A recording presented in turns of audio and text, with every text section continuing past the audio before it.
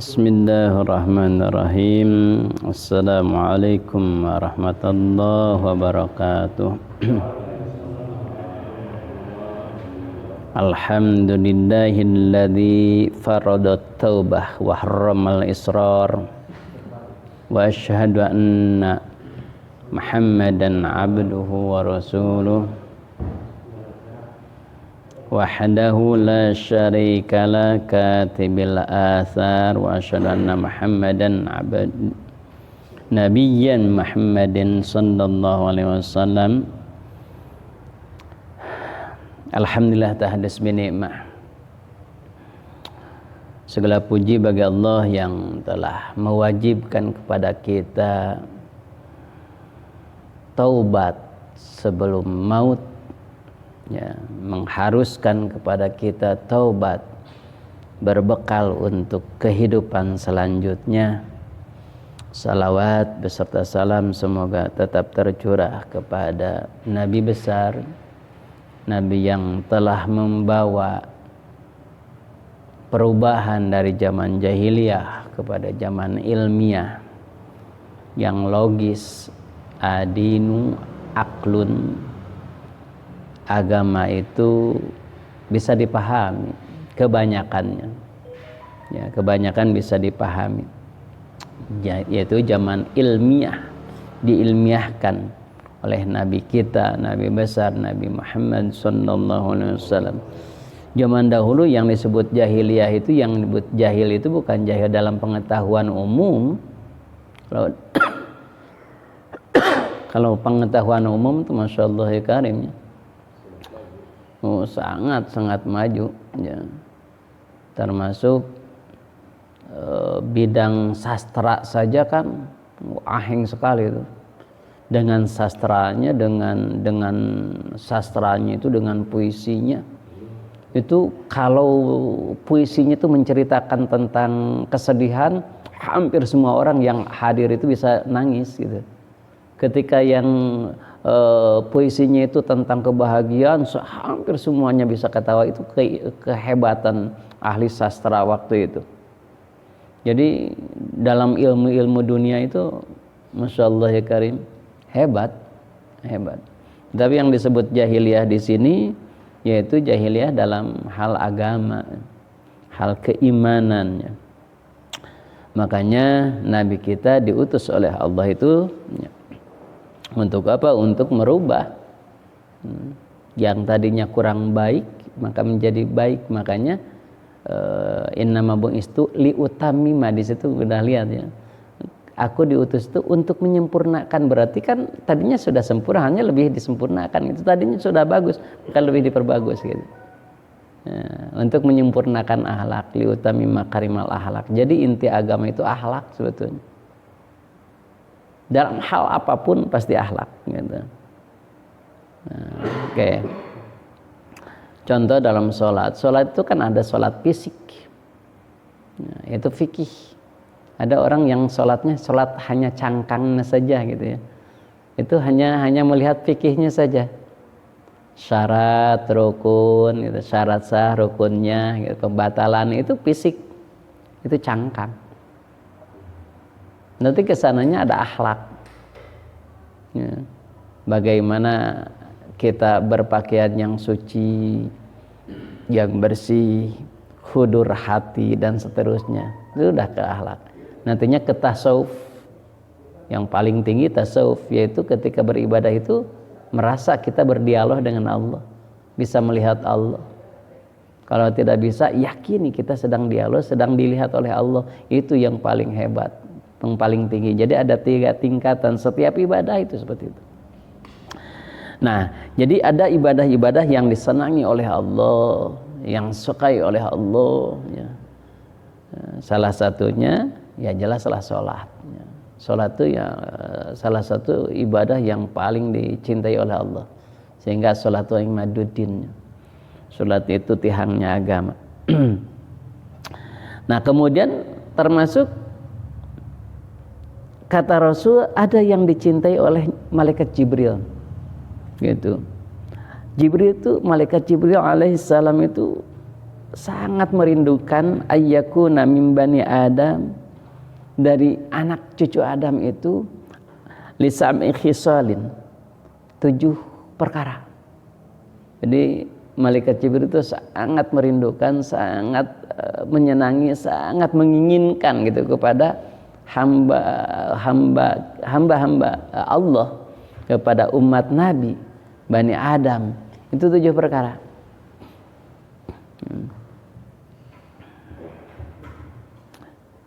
Apa yang 7 tersebut? Yang pertama, as-salatul khamsu ma'al imam.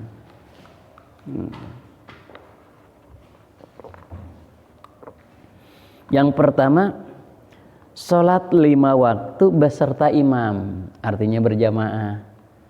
Itu jadi sholat yang paling dicintai oleh Allah, oleh malaikat Jibril, itu sholat beserta imam.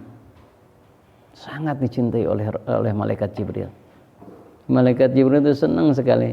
Apalagi kata Nabi, ketika imam takbir, kita sudah siap untuk takbir, untuk ikutan. Nah, yang paling hebat. Nah. Dalam hadis yang lain kan disebutkan, ketika kita melangkahkan kaki, untuk apa? Untuk melangkahkan ke masjid, itu kan satu kebaikan oleh Allah, diangkat 1 derajat dan dihapus 1 dosa kan itu. Makanya sholat berjamaah itu sangat dianjurkan. Kan kalau kita misalkan gini, kan kita sering, ya Allah, aku sering sekali berdoa, memohon kepadamu, munajat kepadamu ya Allah.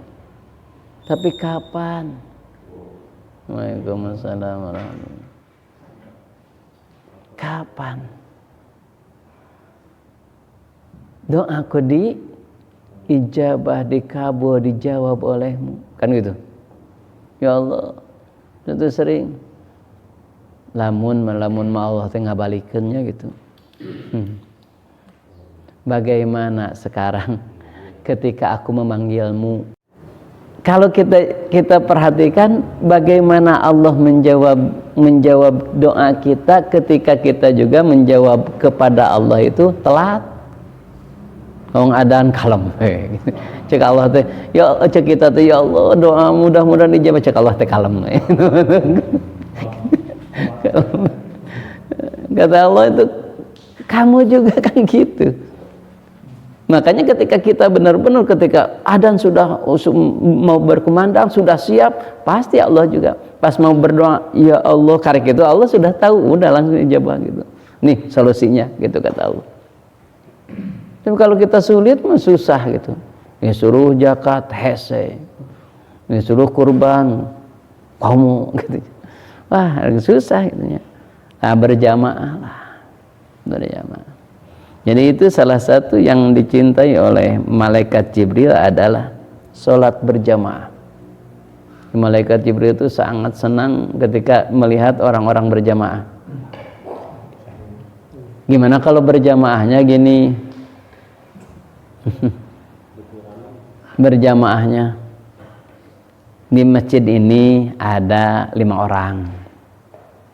Di masjid rada jauh nih ada 10 orang. Mana yang lebih afdol, yang lebih banyak berjamaahnya? Semakin banyak berjamaahnya semakin afdol pahalanya.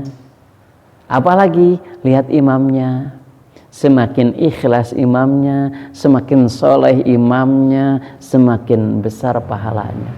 Maka mencari imam itu yang benar-benar seharusnya yang soleh,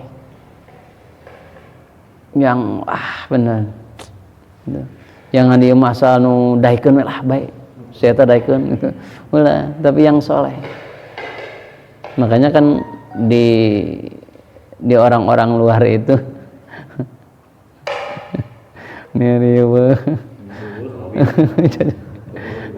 ya, orang-orang luar itu kan tidak melihat anak, tidak melihat orang tua, tapi dilihat keikhlasannya. Kalau anak-anak pasti ikhlas. Makanya banyak kan imam-imam yang masih muda. Kenapa dulu dalam hadis itu lebih mengutamakan imam itu yang paling tua? Bukan. Logis. Kenapa imam itu yang lebih tua? Karena yang lebih tua itu satu biasa keikhlasannya lebih. Kenapa? Karena dia sudah tidak memikirkan lagi dunia biasanya. Yang kedua, sudah juhud, tidak hubud dunia lagi, ilmunya hebat, sudah ikhlas, juhud. Nah itulah makanya dulu itu Nabi menyuruh yang paling tua. Kalau yang masih muda kan masih menggebu-gebu untuk dunia gitu. Jadi ingatnya ke dunia aja gitu. Dunia itu bukan hanya harta loh. Pujian itu dunia. Contoh misalkan pujian gini, wah saya sekarang mau ceramah tabligh akbar. Wah pasti hebat, disiapkan, wah dilekoh-lekoh gitu. Nah itu kan bukan karena Allah itu, karena manusia itu. Hati-hati gitu. Itu bukan ikhlas. Nah kalau orang yang ikhlas mau di TV, mau di radio, mau hanya 2 orang, 3 orang, 100 orang, 1000 orang, tenang, sama aja. Tujuannya bukan karena manusia, bukan karena pujian. Nah orang ikhlas mah rek aya muji pek, rek aya henteu mangga, rek aya nonton pek, rek mangga teh teuing kan gitu. Karena ikhlas, karena Allah kan itu. Tapi kalau yang itu mah aduh, ketika jadi imam kan suaranya dibaguskan. Sampai nangis gitu. Kan dah disebutkan, hebat pisan, khusyuk itu ya. Tapi kalau sendiri, waduh ya. Ribuh gitu ya, kayak ayam nyatu tok gitu. Nah, itu kan tidak ikhlas ya. Hati-hati. Tapi kan kalau ikhlas itu urusan Allah semua orang itu Pak, kita nggak bisa menilai dari luar. Tetapi kan gini, ada wahir mirhatul bawatin. Dohir itu cerminan batin. Dohir saja bisa diperlihatkan. Makanya kenapa ulama-ulama dulu, Masya Allah ya kan, jazakallah fik barakallah, wah istimewanya hanya coba yang dipanaskan ini mah tuh terang ya insyaallah. Nah bisa kelihatan, oke, dari jalannya, dari gaya bicara, dari duduknya, itu bisa kelihatan. Fisik saja yang dohir itu bisa terlihat orang-orang yang lagi gitu. Soalnya kan gaya bicaranya kan beda ini. Polontong gitu kan kelihatan dari dohirnya saja. Tapi sebetulnya gini aja, memang yang tahu ikhlas itu hanya kita dan Allah, hanya kita bisa merasakan. Ketika dia benar-benar nangisnya itu ikhlas, tersentuh pasti kita juga. Pasti kalau hati itu dengan hati lagi bakal tersentuh. Tapi dia nangis, kita itu asa lakah ngaulang gitu. Nah mungkin saja itu bisa jadi ya. Ya sinetron, yaudah hebat ya sinetron. Mungkin saja gitu. Tapi kita tidak boleh menjudge kepada orang lain. Wah ini mah pasti hanya api-api, hanya sinetron acting gitu. Takutnya kalau kita menilai orang lain ikhlas, justru hati kita yang jelek. Gitu. Ya maksudnya bukan untuk orang lain, ini untuk kita gitu maksudnya. Enggak orang lain mah jangan. Ini maksudnya kita, hati-hati kita. Biarlah orang lain mah kan belum tahu kita keadaan dia, hati tidak tahu. Hanya maksudnya kita ketika kita bacaan, ketika kita banyak orang, kita dihebat-hebatkan. Tetapi ketika sendiri ya kalau kepada orang lain nggak bisa menilai kita kan gitu ya. Ini kita aja maksudnya kita. Ya yang ngaji kan kita aja lah gitu ya, nggak usah menilai orang lain. Kenapa? Karena kita tidak tahu hal yang batin apalagi ya, keikhlasan kehusuannya gitu. Nah jadi sholat karena sholat itu Masya Allah, coba aja gini, lihat ulama-ulama itu memaknai ayat-ayat kan, fasholli li rabbika wanhar, contoh gitu. Kemudian aqimus shalah wa atuz zakah, itu hampir bergandengan. Maka ingin bahagia itu dua itu jangan dilupakan. Salat. Aqimu itu kan di situ jamak. Aqimus shalah. Ketika menyuruh salat itu rata-rata dijamakkan itu. Aqimus sholah. Jadi sholat berjamaah. Yang kedua wa atuz zakah. Lihat orang lain yang fakir, yang miskin gitu. Jadi sholat fakir miskin, sholat fakir miskin. Makanya wajar kalau Sunan Gunung Jati, Sunan Gunung Jati ya kan hanya 2 ya.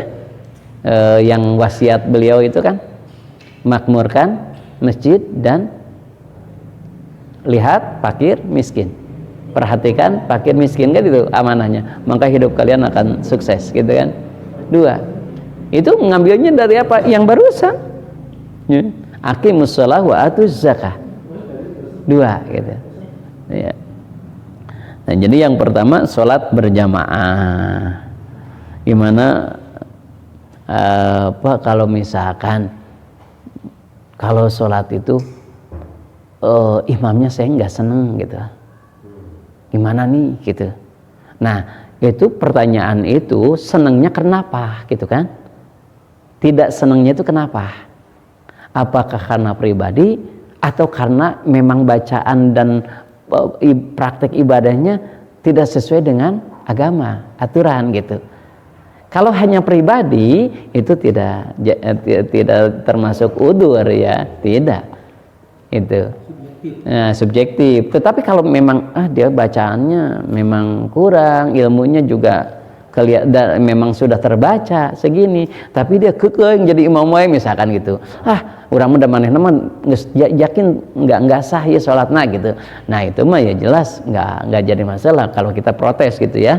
Ya, tapi kalau misalkan karena subjektif, tersebut sih teman beda paham, wah itu beda paham, nggak apa-apa beda paham silakan aja. Karena kan aneh ya, kebanyakan di kita itu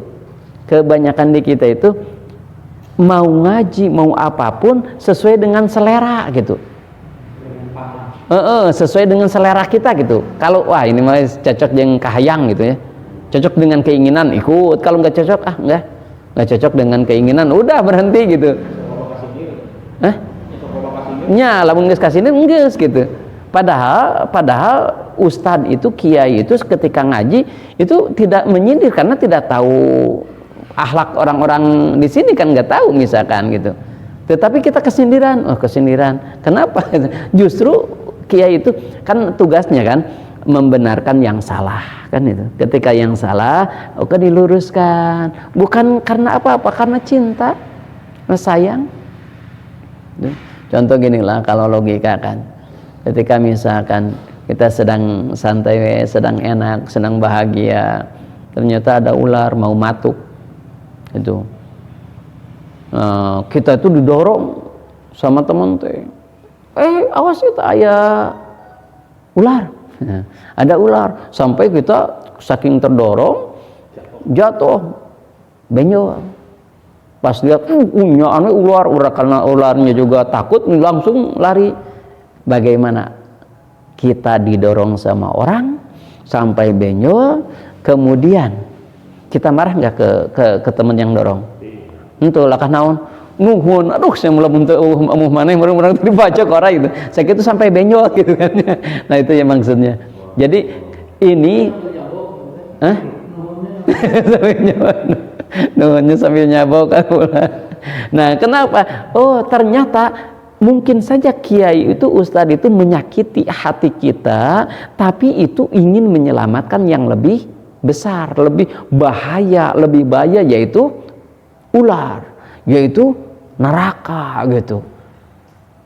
Jadi ingin menyelamatkan yang lebih hebat, nggak apa-apa lah di dunia mah rada saya pikir. Yang logikanya gini, Nabi dengan sahabat, kenapa ada peperangan? Mengorbankan seorang, 2 orang, 3 orang yang menentang itu, setelah dia dikuasai ribuan orang yang terselamatkan. Yang dikorbankan hanya beberapa orang gitu. Gak apa-apa lah terkorbankan ini, tetapi yang ribuan orang jadi Islam misalkan, jadi selamat dunia dan akhiratnya, daripada sekarang tidak diperangi semuanya ribuan orang nanti di akhiratnya lebih celaka kan gitu. Nah, itu yang dikhawatirkannya gitu. Jadi satu, sholat berjamaah, adan, wah Allah memanggil gitunya, langsung duduk lompat. Yang kedua, wa mujalisatul ulama, yang dicintai oleh Allah, yang dicintai oleh malaikat Jibril, yang dicintai oleh agama, yaitu mujalisatul ulama, duduk dengan ulama, artinya mengaji. Itu yang paling dicintai itu Rasul itu. Makanya kan dalam hadis yang lain kan gini, ketika kita ngaji, hafatul malaikat itu terus ngeliling tawaf sambil membacakan apa? Allahumma arhamhu, Allahumma ghfir lahu, Allahumma tub alaih. Ya Allah, curahkan rahmat kepadanya ya Allah. Ya Allah, curahkanlah maghfirah kepadanya ya Allah. Ya Allah, curahkanlah, ampunilah, terimalah taubatnya. Dia terus ngeliling. Kenapa ngeliling? Bisa nunutan ditinggalkan heula gitu. Kalau mun hudang didoakeun gitu. Kalau ngelamun tinggalkeun heula, mun datang lagi. Oh nyonte eta mah sunut keur khusyuk eta mah, keur khusyuk. Menyimak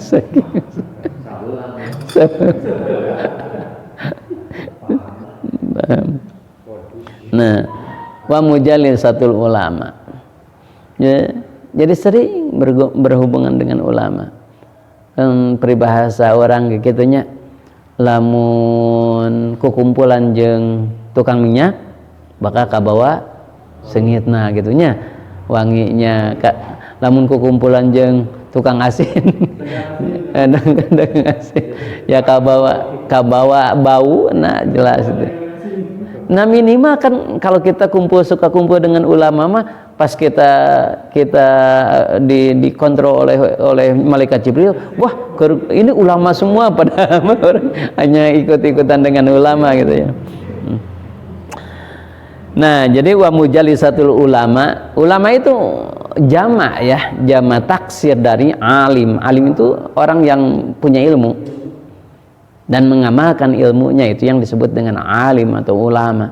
Kalau alim itu sendiri ya, kalau ulama itu jamak, banyakan ulama itu. Tetapi di kita mah satu oke disebut ulama ini enggak apa-apa, jadi bahasa Indonesia, bahasa Sunda lah itu. Aslinya bahasa Arab itu kalau ulama itu banyakan. Kalau sendirinya itu alim, orang yang berilmu dan mengamalkan ilmunya. Alim, sanes alimnya, benten. Alim lamun alim bahasa Arab mah sakit. Alim pedih, sakit. Kalau alim ya, berilmu. Alim itu bisa tinggi? Bisa tinggi alim? Alim. Tinggi apa? Aliyun tinggi mah ali ya. Naon teh khuluqnya ya iya jeung khuluq khaliq akhlak ya, satu kata, satu akar kata gitu sami akar kata nama. Hanya karena ditinggali dina redaksi syaikul kalamnya gitu. Ini teh apa maknanya apa gitu ya. Jadi berhubungan dengan ulama mah insyaallah atuh minimal kacapetan barokah. Nah itu yang ulama. Kan kalau dulu mah tinggali di hadis-hadisnya. Masya Allah ya Karim. Suatu ketika Nabi sedang di hijamah. Hijamah itu apa? Di cetrak apa? Darah itu diambil apa? Dibekam. Nabi dibekam oleh sahabat tuh. Kata Nabi itu hasil bekaman itu kan dibuang ya? Enggak dibuang, akan diminum. Darah oleh sahabat tuh. Kata Nabi itu, kamu enggak boleh, gitu kan? Demi Allah, gitu. Tidak akan aku buang, aku ingin meminumnya. Itu kenapa? Karena saking cintanya aku kepadamu ya Rasul, oleh orang lain dianggap jijik, menjijikan, aku minum. Makanya kan kata Nabi, barang siapa yang mencampurkan darahku dengan darahnya maka diharamkan ke neraka. Itu. Padahal kalau menurut bahasa fikih makan haram darah tuh. Tapi ini tabaruk, ingin keberkahan. Nabi enggak melarang gitu, enggak gitu. Bahkan kan keringat juga kan. Ketika Nabi berkeringat sedang perang, ya Rasul, saya di badan si keringatnya. Ya dari parfum kan. Untuk apa? Ada keperluannya Rasul. Ya Nabi kan tidak pernah nolak Nabi itu. Ya udah banyak. Ya Rasul, alhamdulillah keringatmu alhamdulillah sekarang dipakai parfum, ini parfumnya gitu kata. Ya iyalah, wajarlah kalau keringat Nabi kan keringat surga lah, darah Nabi darah surga lah, beda dengan kita ya gitu. Ya wajarlah gitu ya.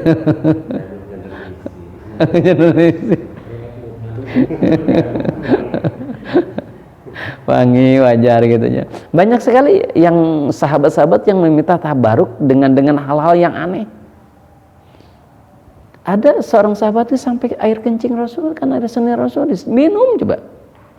Orang menjijik, ya Rasul, saya ingin benar-benar kepada Rasul, saking cintanya aku lihat yang dijijikan itu tabaruk itu. Masya Allah ya karim. Jadi dari dulu juga sudah ada tabaruk itu ya, atau mohon keberkahan gitu ya. Banyak, tapi kita mah sekarang ingin keberkahan kepada ulama itu agak jarang ya gitu. Asa merasa sama aja, dia doanya ke Allah, kita juga ke Allah gitu. Gagah sekarang. Ke ulama itu kurang menghargai ya, kurang gitu. Kalau dulu mah kan mau apa teh saking menghargai ke ulama, mau nikah yang pertama didatangi pasti ulama. Mau kerja, mau keluar kota, mau ngerantau pasti ulama dulu kan yang di ininya. Mujalisatul ulama itu.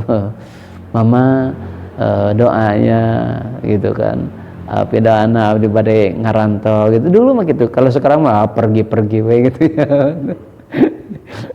Jadi masya Allah karim. Mungkin ulamanya juga ya, mungkin yang tidak sesimpati dulu ya. Kalau ulama dulu itu masya ya karismatik sekali gitu. Kenapa? Karena amalnya benar-benar karena Allah.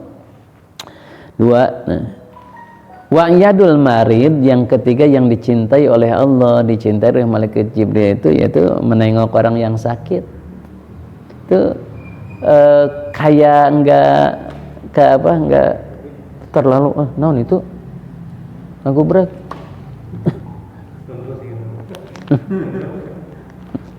Tunuhan ini. Nah, naon berarti parasin? Oh, wa'yadatul marid ya. Menengok orang sakit itu kayak enggak sepele kayaknya gitu ya. Tapi masya Allah pahalanya besar sekali. Kenapa? Coba aja gini. Ketika kita sakit, kemudian ada yang nengok, kita pasti ingat pasti itu nengok gitu. Saking butuh temennya. Apalagi misalkan ketika sakit kita misalkan dipijitan, kan hanya pijitannya gitu. Kita tuh merasa wah gitu. Ketika kita butuh curhatan, butuh dipijitan gitu aja misalkan. Oh dia itu akan senangnya, akan mengingatnya itu, masya Allah kan gitu. Ketika kita butuh tuh wah gitu. Gitu. Ya maka tengoklah orang-orang yang sakit itu. Tapi sakitnya yang sakit kira-kira yang parah gitu. Yang maksudnya yang udah 3 hari biasanya Nabi itu 3 hari gitu. Virtual. Via grup. Nengok. Iya. Atau mungkin harus terbatas orang muslim? Enggak, semuanya. Ya. Termasuk musuh-musuh. Non muslim, iya. Termasuk musuh kita. Iya, iya, betul. Nabi ketika orang nenek-nenek yang suka meludahi Nabi setiap saat pas dia sakit, tengok, itulah disebut sosial. Kalau dalam sosial, masya Allah ya, Nabi itu wah hebatnya. Makanya dikagumi oleh siapapun itu, Nabi itu bukan hanya oleh umatnya, tapi oleh musuhnya itu dikagumi gitu. Kenapa? Karena masya Allah sosialnya itu hebat sekali. Orang Yahudi dia fakir miskin, dia suka minta-minta, dia kasih, bukan dikasih, disuapin oleh Nabi. Itu orang Yahudi itu Nabi itu sosialnya itu hebat. Tidak hanya orang muslim saja, apalagi orang muslim itu kan. Jadi nengok itu Kecuali mungkin tadi kalau sedang wabah ya janganlah, kira-kira menular mah jangan. Kecuali kalau kita misalkan sudah insya Allah lah ini mah nggak menular, misalkan itu mah nggak jadi masalah. Tuh. Jadi menengok orang yang sakit itu pahalanya besar. Hanya jangan niat untuk minta oleh-oleh atau disuguhan. Oh dia mah tukang non teh kue balok, wah gitu. Kesana pasti disuguhan di bahanan gitu. Nah itu jangan.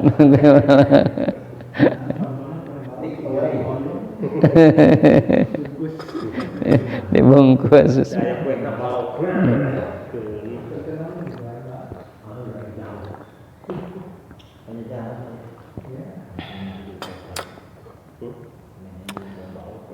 Nah, jadi kalau orang yang sakit itu tengoklah, itu kan sosial. Nabi itu sering misalkan kalau makanya seorang ulama itu, seorang imam itu ketika sholat itu kan Nabi itu setelah sholat tuh maliknya ke makmum ya, dilihat sambil gini, Weden, siapa yang tidak ada, ini kemana udah berapa ya, ini kemana udah beberapa hari sakit ya Rasul, oke, nanti kita udah beres dzikir siapa yang mau ikut kan gitu, ikut nengok gitu, tengok Rasul. Dan tapi hebatnya Rasul dengan sahabat itu ketika dia itu yang ditengoknya misal yang ditengok itu perlu uang untuk berobat, Nabi itu langsung siapa yang punya untuk menolong saudara kita, saya Rasul gitu, nggak hanya nengok gitu, tapi memberi solusi itu apa ini kekurangannya, langsung di takapul di handle gitu, semua biayanya gitu. Udahlah, siapa yang mau, oh saya Rasul gitu. Kalau misalkan saya semuanya ya udah bagi-bagi aja gitu, patungan gitu. Itu sahabat tuh sangat antusias untuk beramal itu, sangat antusias.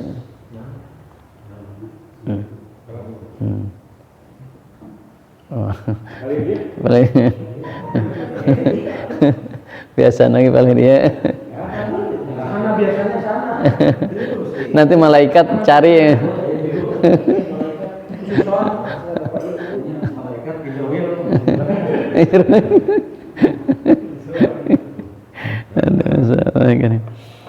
Nah, jadi menengok itu bagusnya. Yang selanjutnya watasyafi'il janazah.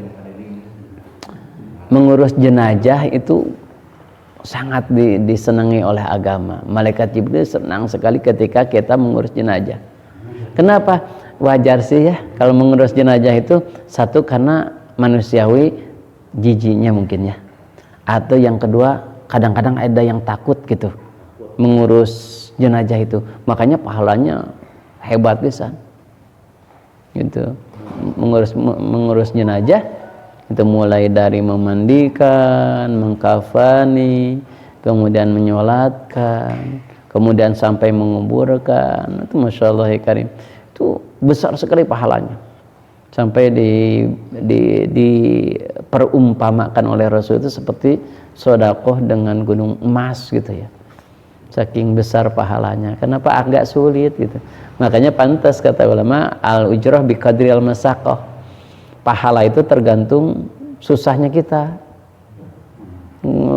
Kita aduh sedang capek baru pulang, karek mah datang langsung ngaji, itu pahalanya lebih besar ya.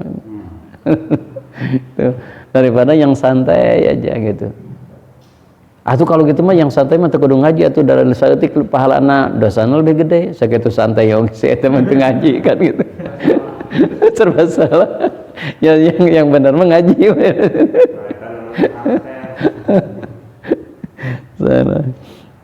Nah, itu jangan aja maka belajar itu. Kemudian yang selanjutnya wasaqal ma, memberi minum air, memberi makan orang lain. Makanya di Arab itu betul-betul ya air itu dimanapun ada. di Mekah, di Madinah sok. Air itu gratis, tinggal ngambil air jam-jam. Itu mudah sekali air itu, nggak usah beli gitu.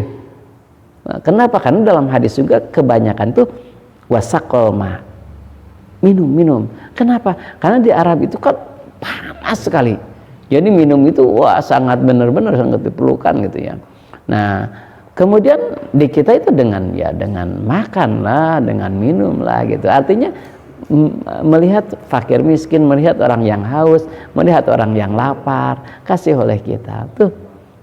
Itu jadi amal yang dicintai oleh malaikat Jibril, oleh agama kita lah, oleh Allah.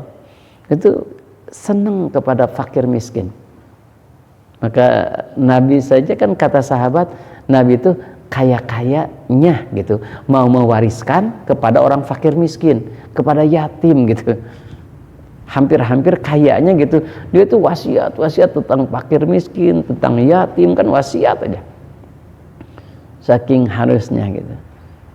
Nah ternyata Masya Allah ya Karim, Allah sampai menjaminnya kalau yatim aja, misalkan yatim kan rata-rata nggak punya ibu bapak, mang ya yatim ya pasti fakir lah biasanya pada umumnya gitu ya. Makanya ketika kata Nabi, ketika dia mengurus yatim, maka dia di surganya hatain seperti gini, seperti dia itu dengan aku itu segini, bertetangga gitu. Senang terhadap fakir miskin, senang terhadap yatim, nah, senang lah. Makanya bagus sekali kalau di rumah kita ada yatim, anak-anak yatim kita urus seperti anak kita. Kan aduh di rumah teh banyak pekerjaan, udah ngambil yatim aja gitu. Itu dan 25 itu. Nah, Pak Yodi mah cerdas. Pamaget tapi Pak Yodinya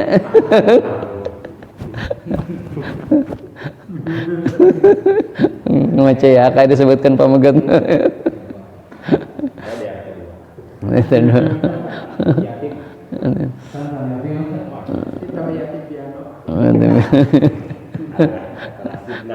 Nakal, mulai nakal.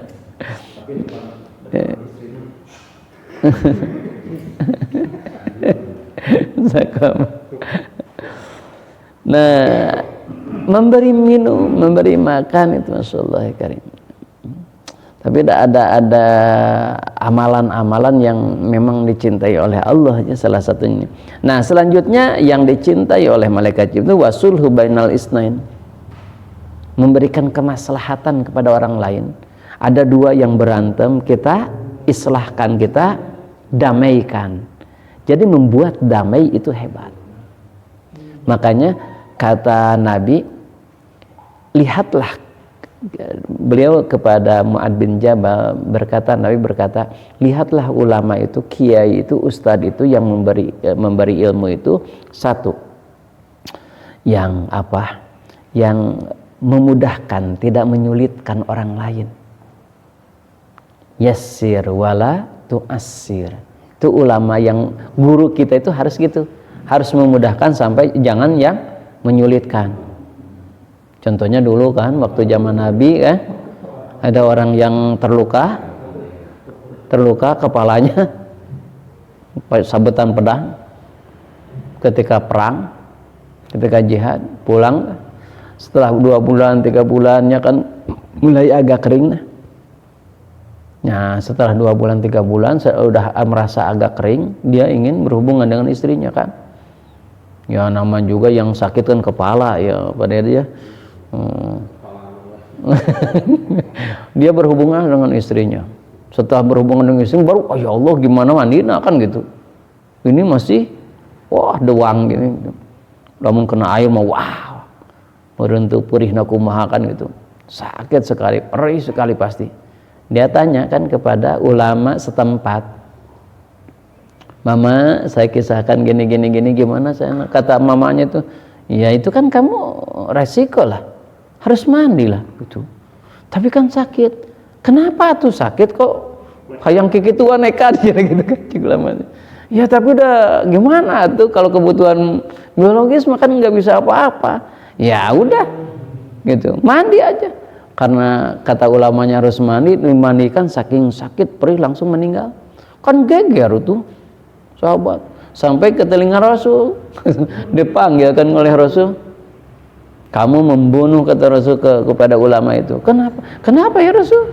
Itu kan kata Rasul itu, kamu nggak mendengar bahwa agama itu mudah, jangan dipersulit. Maksudnya apa? Kan ada dengan tayamum. Kan tayamum itu hanya muka dengan tangan. Kan ini hadas besar. Mau hadas besar, hadas kecil, tayamum tetap aja muka sama tangan dengan tanah. Enggak sampai ke menyakiti kepala. Kan cukup dengan itu. Allah itu mudah. Agama itu mudah. Kamu itu sudah mempersulit. Oh gitu ya Rasul. Maafkan. Makanya jangan memberikan fatwa yang kamu tidak tahu gitu. Makanya carilah. Maka ulama yang bagus itu, ulama yang hebat itu tadi salah satunya adalah mempermudah, tidak mempersulit. Yang kedua di sini yaitu dia menyatukan, bukan memprovokasi. Ya, mencari solusi bukan menjustifikasi. Nah, jadi maka wasulhu bainal isnain, memberikan solusi, memberikan edukasi. Itu ulama yang harus kita dan yang ketiga membahagiakan, bukan membuat takut gitu. Itu guru yang kita cari itu 3 kriterianya gitu. Yang memudahkan, tidak menyulitkan, yang membahagiakan, bukan menakutkan. Engkau ulama itu musyun baledog dulu kan baledog ulama cepret. Yang ketiga ya, yaitu menyatukan, bukan jadi justru memecahkan gitu. Jadi pecah gitu pendapat. Ya wajarlah beda pendapat, silakan aja. Makanya sekarang kan dengan adanya medsos itu jadi agak resah juga ya. Antara ustadz ini dengan ustadz ini misalkan debat gitu, tapi tidak satu forum gitu. Ini ya, jawab dengan ini jawab dengan ini. Aduh, masalah ya karimnya. Ya, berpalas pantun betul Pak ini ya. Kalau menurut saya itu kalau tidak cocok dengan kita ya udah nggak apa-apa, silakan aja gitu. Karena paham itu beda-beda. Kan ada yang senang sholawat, ada yang enggak kan gitu. Contohnya, sholawat itu bahasanya bahasa puitis. Jadi sulit dimaknaan secara labdi. Maknanya makna majazi, bukan makna hakiki. Contoh misalkan anta badrun, anta syamsun, anta badrun, ya kamu ya Rasul, engkau bulan, engkau matahari. Maksudnya bagaikan gimana? Ada kesamaan dalam menerangi kegelapan kan gitu. Ya. Puitis gitu. Jadi bahasa kan kadang-kadang ini sholawatnya musyrik. Hati-hati ya, itu ulama besar yang biasa yang bikin sholawat itu ya meramu bahasanya, itu ulama kebanyakan gitu. Ya kan kalau dalam Al-Quran itu tinggal kan innallaha malaikatahu yusholluna 'alan nabiy ya ayyuhalladzina amanu shollu 'alaihi wasallimu taslima. Hanya itu aja kan, perintahan aja. Bentuk sholawatnya kan tidak ditentukan oleh Allah, itu tidak. Mana aja sholawatnya gitu. Hanya disuruh sholawat dan salam gitu aja gitu, kepada Nabi. Nah itu, jadi wasulhu bainal isnain. Orang yang paling dicintai oleh Allah itu membuat orang lain adem, yang tadinya berantem jadi akur deui gitu. Dan ieu malamun aya nu arek guru teh di kompuran sok urang lah di naon di backing di supporteran di backing kurang gitu. Jangan. Tapi wasulhu-nya. Nah, yang terakhir wa ikramul jar, memuliakan tetangga, wa yatim dan yatim. Itu yang disukai oleh malaikat Jibril. Itu memuliakan tetangga. Artinya tetangga itu yang paling utama kita awasi. Takut enggak makan, takut sakit, takut gimana, tetangga lah gitu. Nah, kalau misalkan ya Rasul, misalkan ada sahabat nanya, Ya Rasul, ini tetangga saya itu kan ada dua rumah teh, sebelah sini saya kan di tengah di sini ya Rasul. Ini ada dua, ada kebelah sana kan kehalangan ku jalan ya. Nah ada sebelah sini sama sebelah sini, tapi saya itu yang bisa dikasih itu paling seorang. Mana yang dahulukan ya Rasul? Kata Rasul, mana pintunya yang lebih dekat dengan pintumu?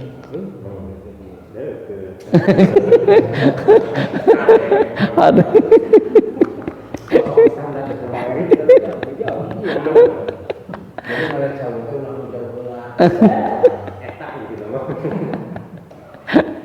Nah, kalau masih bisa, masih ada, ya tetangga yang dekat lagi. Masih bisa, tetangga yang dekat lagi, terus aja gitu. Ku jalan lagi. Tapi itu kalau yang ada hadisnya nggak ada? Yang mana? Kita harus tahu sampai 40 rumah. 40. Iya. Memang ada? Iya. Radius 40 rumah. Kayaknya hanya segitu saja. Ya kan tadi ceritanya ini hanya sedikit punyanya gitu. Kalau bagus kan ada hadis yang lain misalkan gini, kalau kamu bikin sayur banyakkan kuahnya supaya lebih banyak yang dikasihnya gitu. Gitu. Kacang beureum nama 3 siki cai mangkok. Saking itu hanya simbolik ya masyaallah ya karim. Ya, tapi memang Nabi itu memang mendahulukan orang lain ya, seperti waktu satu ketika dia, ya Allah ini makanan sudah habis, tapi ini sudah lapar semuanya, tinggal kurma satu kan, semuanya kan lapar, disuruh dijilat aja semuanya, tapi itu kan mukjizat tuh ya, semuanya kenyang, sampai kembali lagi ke Nabi yang dijilat lagi sampai kenyang, itu kan mukjizat tuh. Jangankan gitu atau ini aja misalkan Ang Nuh almarhum Gentur kan ketika ngaji itu jarang kurang dari 1000 orang kan yang Ang Nuh itu kalau ngaji itu wah itu banyak kali 400 sampai 1000 orang itu kalau ngaji itu Ang Nuh itu kan ada tabaruk gitu ya. Mama cina kan ngopi biasa kan ayo gitu ngopi. Mama cina ini bekasnya kan baru diminum sedikit, itu ingin barokahnya dari mama, sok minum. Yang sebelahnya saya juga terus sampai terus mapai ngaji itu sampai 1000 tapi tidak habis, aneh kan? Itu kan karomah itu mah. Kalau ini mah nyaseo.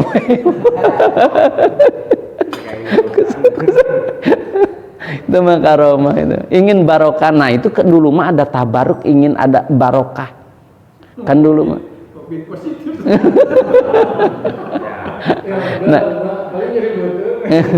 Nah, inilah mungkin keyakinan ya.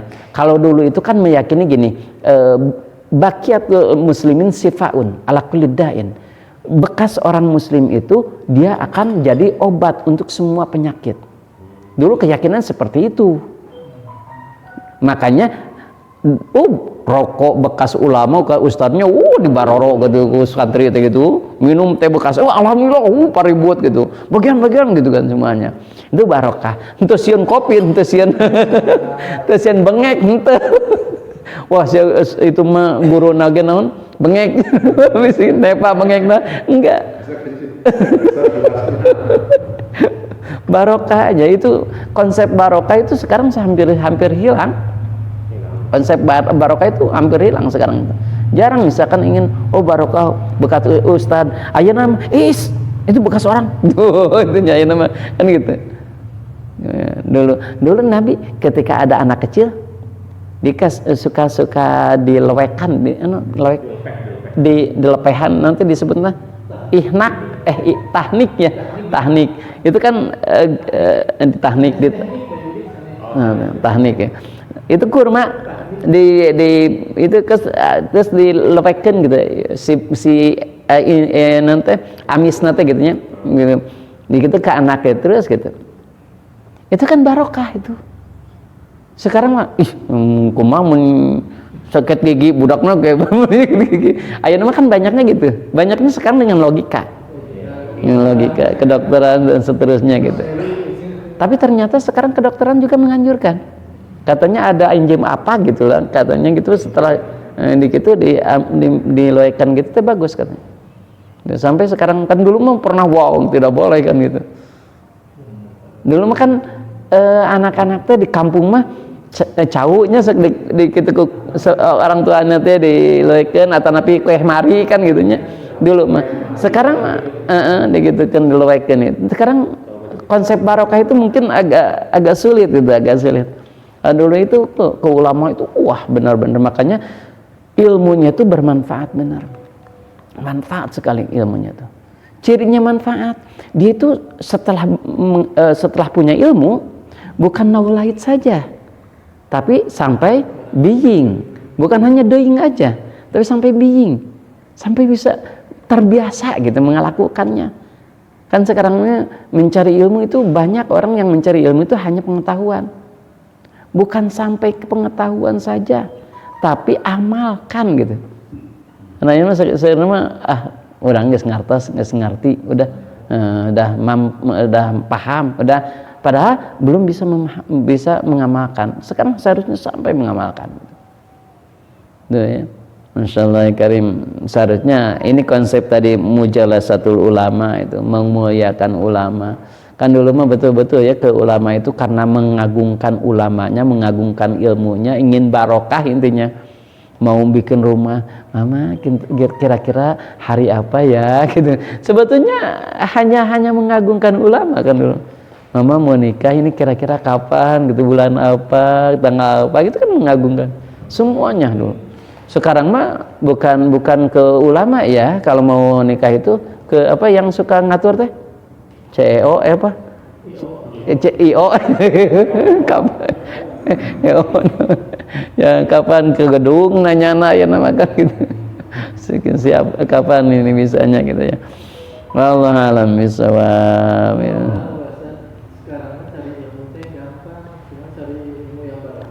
Ya itu. Dalam misalnya. Memang. Ya makanya kalau hanya pengetahuan itu banyak, tetapi keberkahan itu, kemanfaatan itu sulit. Sulit. Ya. Apalagi ngamakeun anak itu. Ya. Itu Masya Allah Karim. Sekarang itu dimudahkan oleh Allah, tapi aneh keberkahannya tuh hilang we gitunya. Buktinya apa? Buktinya orang itu hanya kuantitatif saja, kualitasnya minim sekali. Untuk pengajian hebat, tetapi mengamalkan untuk dari pengajian itu sedikit sekali gitu. Termasuk gini aja, termasuk misalkan orang yang mau baca kitab dengan baca WA itu pasti kalau WA itu setiap detik lihat gitu. Entah nyindiran, memang semuanya gitu kan ya, curhatnya. Tapi kalau kitab agak sulit gitu. Makanya kalau kuantitatif kuantitatif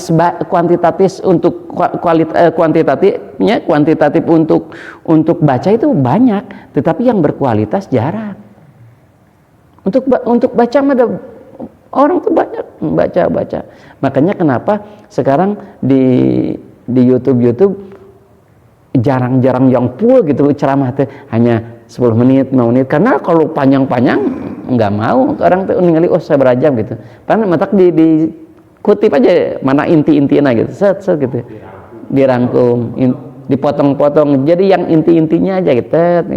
Jadi kita juga kadang-kadang kan orang Indonesia mah rata-rata lamun buku kan dilihatnya kanal kedua udah. Kalau yang TV orang Indonesia memang gitu. Tinggal judul betul judul. Kita aja kan di YouTube di apa gitu lihat judul, judulnya penasaran, buka. Lamun judulnya lempeng-lempeng itu buka. Kita kudu diunik-unik judul gitu. Tapi ngasih nama matak cukup. Maka saya sering lihat, aduh ini mah terlalu besar judulnya gitu. Ayo sih nanti naon gitu. Tidak terlalu hebat. Tapi judulnya aduh menantang gitu. Judulnya wah hebat itu. Ya memang mata judul itu bagus itu ya. Itu ya paden ya. Allah Enggak, silakan ya, pertaruhan lagi.